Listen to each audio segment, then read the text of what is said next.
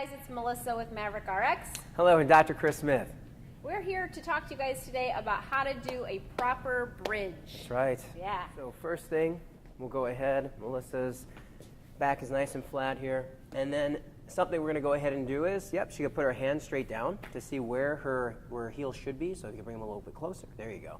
All right, now from here, what's going to happen is we're going to have Melissa push off of her heels onto her shoulder blades. Now, by doing this, there's the first thing she has to do. She has to first go ahead and engage her lower core. So squeezing those transverse abdominal muscles nice and tight.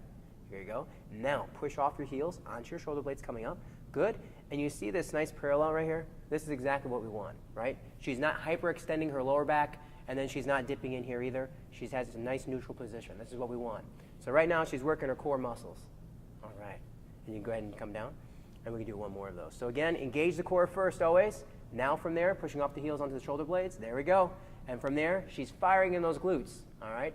To help in terms of really feel that firing, you can have a partner if you want, or if you have a band, go ahead and squeeze these together while she externally rotates. So you get to go ahead. Yeah, there you go. You feel those? Yeah. Yeah. Perfect. And then go ahead and come down. Nice. All right, just like that.